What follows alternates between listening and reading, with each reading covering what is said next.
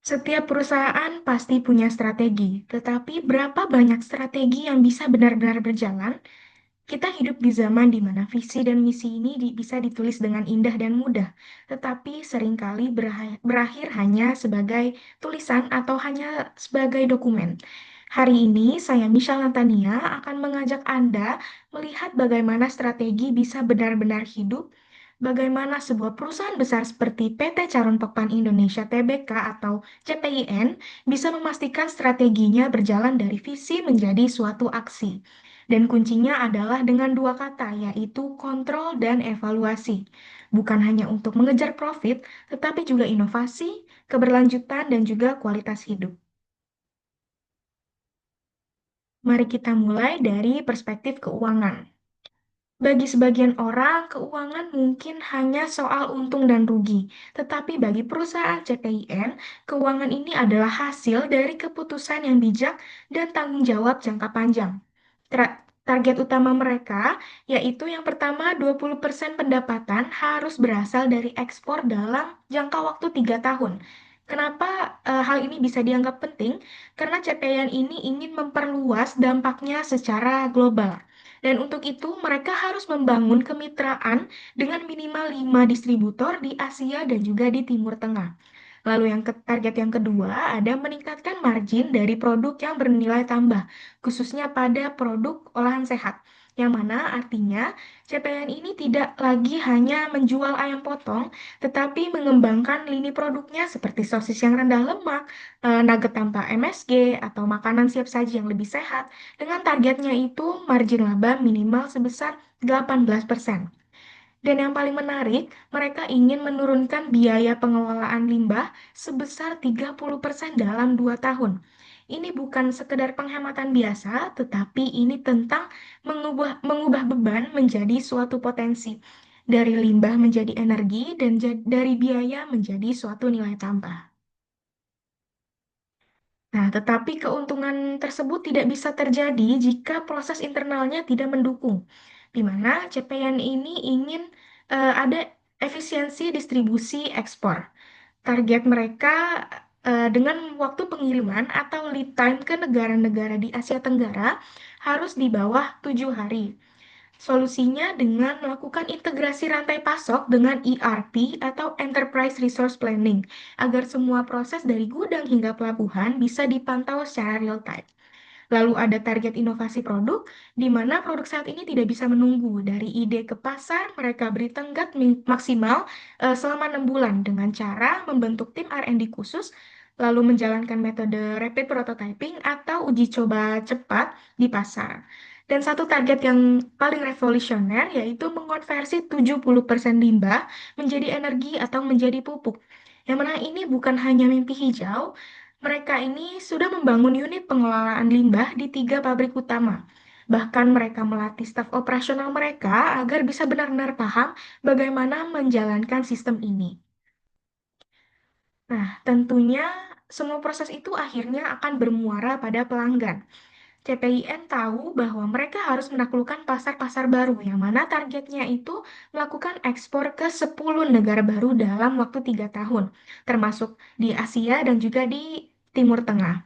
Tapi bukan hanya sekedar banyak, mereka juga mau mengejar kualitas hubungan dengan para konsumennya. Mereka menargetkan NPS atau Net Promoter Score dengan minimal 85 untuk produk sehat mereka. Yang artinya pelanggan ini bukan hanya puas, tetapi mereka juga bersedia untuk merekomendasikan produk-produk atau barang-barang yang diproduksi dari CPIN ke orang lain. Nah, untuk mencapainya, mereka meluncurkan kampanye makan sehat untuk semua, serta membangun sistem feedback digital dari konsumen yang langsung diberikan ke perusahaan. Dan satu hal penting yaitu dengan membangun citra sebagai perusahaan yang berkelanjutan. Dengan target 80%, pelanggan mengasosiasikan CPIN dengan sustainability atau keberlanjutan.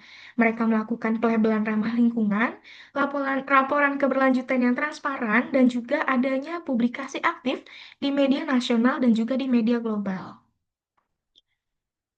Lalu kita akan masuk pada pondasi dari semua ini, yaitu orang-orang di dalam perusahaan CPIN. Strategi tidak akan berhasil tanpa adanya learning and growth. CPN ini menargetkan minimal 10 staf tersertifikasi dalam ekspor dan negosiasi internasional di tiap tahunnya.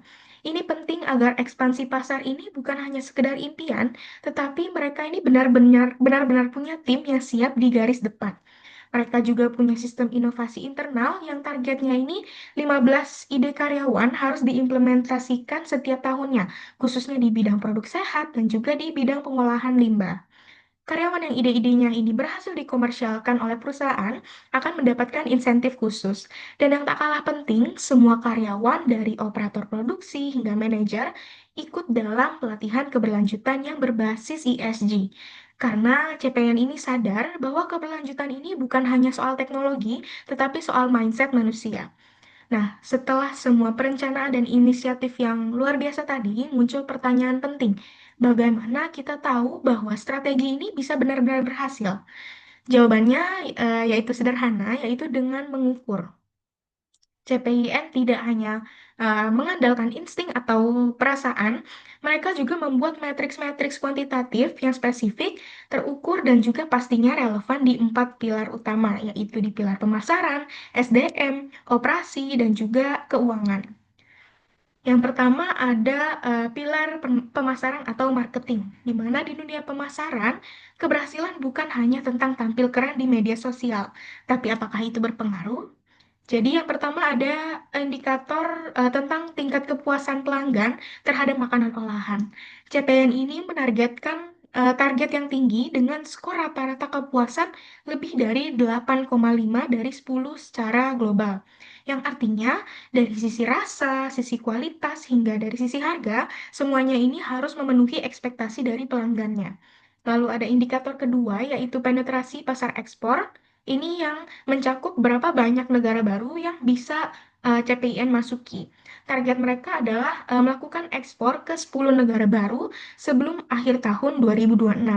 Yang mana ini sebenarnya bukan hanya soal menambah angka, tetapi menyesuaikan produk, regulasi, hingga selera lokal dari negara-negara tujuan tersebut. Dan yang terakhir ini cukup menarik, yaitu engagement kampanye digital. Mereka menargetkan engagement rate minimal 10% di Instagram, TikTok, dan juga di Shopee Live. Yang mana ini merupakan salah satu aspek yang cukup penting. Kenapa penting?